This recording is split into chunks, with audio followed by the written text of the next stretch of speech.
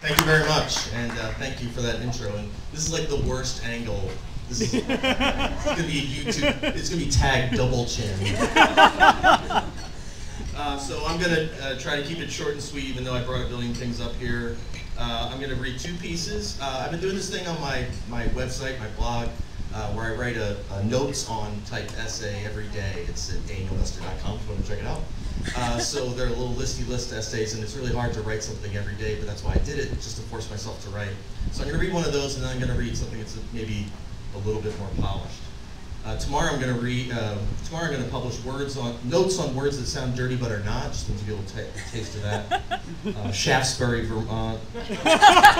Kumquat. That's a classic. Freshman composition. Corn nuts. Green Bay Packers. Parker Posey, Kai Rizdal, Deep-Seated Regret, Cockatiel, and Self-Licking Stamps. That's a phantom first piece there. So this is an old student of mine who's definitely a foot fetishist, because I know his work, suggested I write notes on feet. So I think I knew what he wanted from me, but I couldn't give it to him. So these are numbered. 1. At least on paper, if the paper was a Freudian paper, I should be a foot fetishist. 2. The first time I ever got to second base, which for our international readers refers to when a male touches a female's breasts, began with feet. I was in 7th grade. It was on a day trip to Bushkill Falls with Father M., our parish priest. A couple of altar boys piled in a station wagon in the rectory parking lot, and off we went.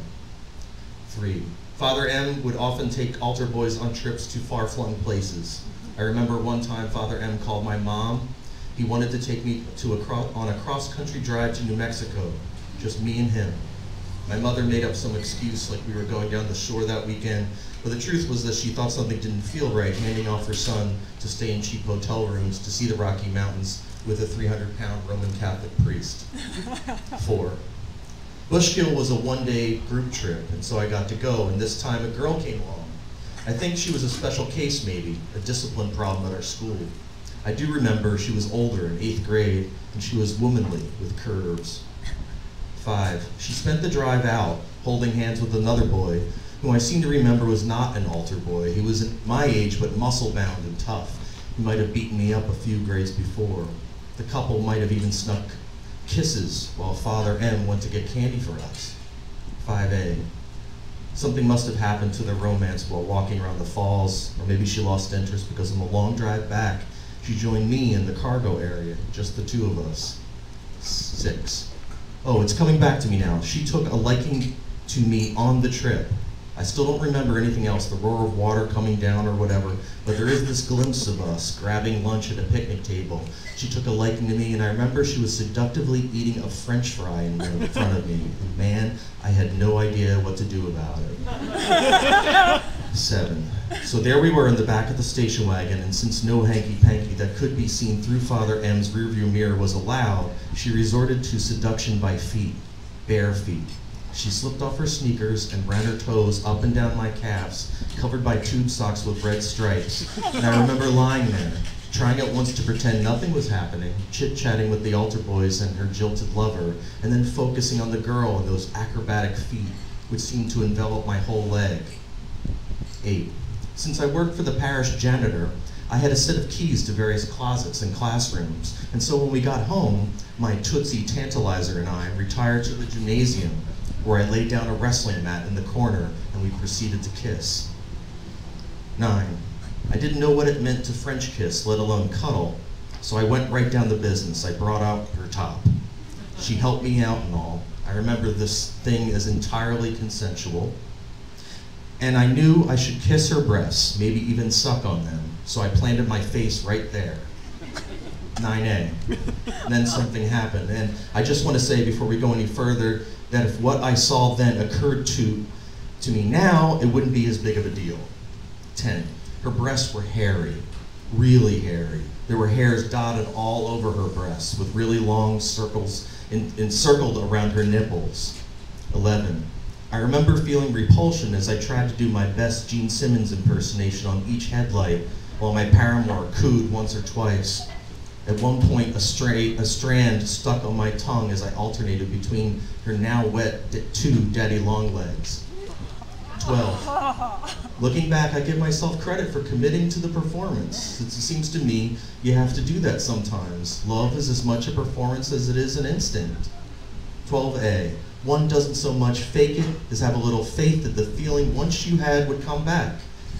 The one that compels a 12-year-old boy to sneak a girl into a Catholic grade school on a rainy Sunday. 13.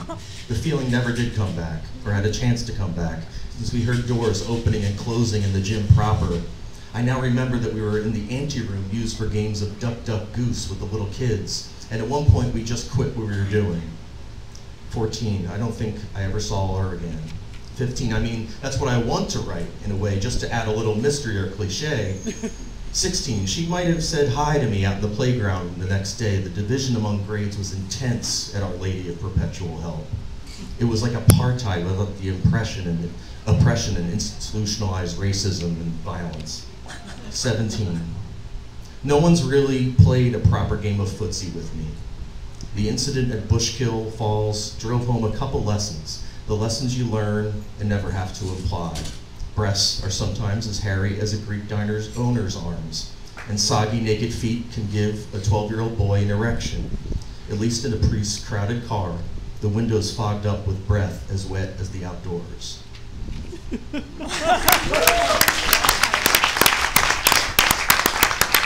So, the whole literary first thing is you read shit you never read, right? This is fucking really hard. That's what she said. Oh. Okay, so I've never, this is a little older, but I've never read this aloud before, and you might see a theme in my work. This is called Moby Cock, or the term paper. In spring 1989, I registered for a class called Melville and Pynchon. We were assigned 2 novels, Moby Dick and Gravity's Rainbow. The professor paired these books up, as far as I could tell, for their utter unreadability. The professor's name was Mull, Donald L. Mull. He lived up to his name. Mull mulled. Mull ruminated. He pondered. I recently attended a drone music event where these 15 people played the same cluster notes at the same time. That's how I would describe attending Melville and Pynchon on Monday and Wednesday mornings. Mull kept this register around an E-flat as he lectured about portentous hermeneutics of the whale week upon week, or Slothrop, Pynchon's protagonist voyaging across Europe, and Calvinism, and whatever the fuck the rest of that book is about. From the heads of all ponderous, profound beings, Ishmael pronounces in Moby Dick, there always goes up a certain semi-visible steam. I saw no steam as I contemplated the whiteness of Mull's tennis sneakers, his wrinkled tan suit, his hands palsied from nicotine cravings. My own look in these years was meant to be profound and dangerous, but instead signified a studious lesbian of a certain age. Short hockey mullet, biker black jacket, white turtleneck, bright cardigan, cuff jeans, Doc Martens, and Morrissey glasses. Still in all, I like mull, and here I should add that there's another definition for the word mull. Aside from to study or ruminate or ponder, it is to grind to dust, crumble or pulverize. Mull did that too. For me, more than anything, the class was about the struggle to sustain attention. I got high beforehand to help me just make it through 90 minutes of Melvillian mulling. I took notes as we ground Ahab's wooden leg into ontological, epistemological dust. I doodled as Mel pulverized the implications of the study of cetology, leviathans, and noble savages. Half the class didn't read either book past 100, page 100. These were the good English majors at Rutgers, Camden. They knew that reading cover to cover was a waste of time, time that was better spent writing papers hewing exactly to Mull's taste. Now that I myself am a professor, a detail that may surprise you, considering my admission that I did not understand this text or any text. I see these students as they butter up bored instructors, game the system for easy A's, and fill perfect MLA formatted pages with jargon fucking nonsense. Back then, however, I didn't want to admit that I didn't understand these books. Back then, I did not face the limits of my intelligence gracefully. Soon the class itself turned into my great white whale, and that, as best as I can tell, is when I started seeing the cocks. Lots of cocks. Penises, phalli, everywhere. It wasn't difficult. I mean, we're talking about Moby Dick, which, when we take Moby and the hyphen out of the title, has the word dick in it. And then there's Melville's harpoons and long darts and omnitooled man-makers and pitch pullers and sperm and prods and grandismuses and elastic gunwales springing in and out, page after page. Whales fucking underwater, archbishoprics, cocks, dicks, everywhere. Then one day I came across a quote from D.H. Lawrence, where he calls Moby Dick the great American phallus. This was my breakthrough, my spout-holding, hole misting. Avast there! For the first time, my academic career, unremarkable up to that point, had overlapped with my substantial marijuana habit and one of my real passions, dick and pussy jokes. On the day we were to propose topics, Mull ran out the clock holding court with the grad students who audited the class. They sat in the front row exchanging thoughts in a thick academic patois, beginning every statement with phrases like, "to be sure," or "this passage posits." Occasionally, in our treatment of mixture of romance and matter of fact, we may find ourselves deserting to the Arnoldian, Eliotian technique of quoting, directing the reader's attention, and letting the matter drop. Of course, we may also reanimate the text by dissecting it if we are to consider Bartleby the Scripter to be kind of companion volume to the present text, which Melville wrote in a certain sort of shriek. "Excuse me, Dr. Mull," I said, hand raised, interrupting in-joke giggles. "Isn't it possible that the whale isn't some mysterious stand-in for knowledge, but instead represents the vagina dentata?" Mull grimaced at the mere mention of vagina. "Maybe Ahab is on a quest to take revenge on the whale, his castrating mother, and calls on the men aboard the Pequod to avenge the loss of his leg, which is really his penis." Never mind that castration means cutting your balls off, not your dick. And really, Ahab's wooden leg would be a penis replacement. I thought I was brilliant. Dr. Mull sniggered and coughed and said, "Well, yes," and then got back to mulling. "If I could read just one quote," I continued. "It's from the cytology chapter." I paused as students turned to the page in their Dell Classics edition. Mull's hands shook in a palsy, jonesing for tobacco. "Here it is. To grope down to the bottom of the sea after them, to have one's hands among the unspeakable foundations, ribs, and very pelvis of the world. This is a fearful thing. Don't you think the argument could be made that this is Melville's phallic fantasia?" I had practiced the question that morning, and all went as planned. I was giving my paper topic the low-key sell. If I said the book was chock full of cock, for instance, it would have whipped Mull into a Thomas Mann-type frenzy. My restraint, I felt, was admirable. "Squeeze, squeeze, squeeze all the morning long," I continued. "I squeezed that sperm till I myself almost melted into it. I squeezed that sperm till a strange sort of insanity came over me." The period ended. Mull bolted out and headed for the foyer, Dunhills and lighter in hand. Like most professors, I suspect he thought I was an idiot. I wanted him to think I was smart, or at least not dumb. I wanted to prove to him that I possessed a single original idea. So I went to the library and checked out 20 books of Melville criticism, a 3-volume Moby Dick concordance, and some interlibrary loan articles of great obscurity. For those weeks, I obsessed over books with unusual vigor, writing copious notes on little index cards. I was advancing Melville studies, or so I thought, by talking about vaginas with teeth, ruminating over sperm pumping with my metalhead friends. I felt like a public intellectual as I recited Moby Dick's most pornographic passages to my roommate, Derek, Rutgers Camden's biggest pot dealer, in between hits from his electric bong, handcrafted from an aquarium filter and a rubber hose. The death bong, we called it. It sounded like a foghorn crossed with a vibrator submerged underwater. "Come, let us squeeze hands all around. Let us squeeze ourselves into each other. Would that I could keep squeezing that sperm forever." I called my paper Moby Cock, Phallicisms in Melville's Moby Dick, as if you wouldn't get it, what it was about. Only one handwritten page remains in my files. To travel the Pequod with Herman Melville, I began, is to embark on an exclusively male journey. To extract phallicisms from Moby Dick is simply to draw upon an already existent masculinity and reinforce it.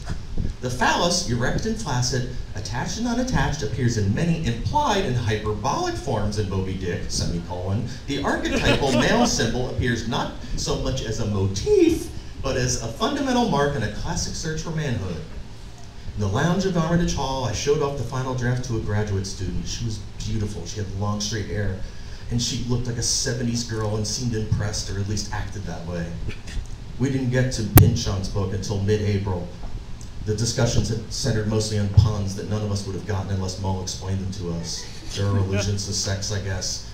Whenever I see a used copy of Gravity's Rainbow in bookstores, I notice that most spines aren't creased past 112, and you find out everything was a fucking dream. That's when most people throw Pynchon's opus across the fucking room. Though I somehow made it all the way through, there was no way I could put together a cohesive thought.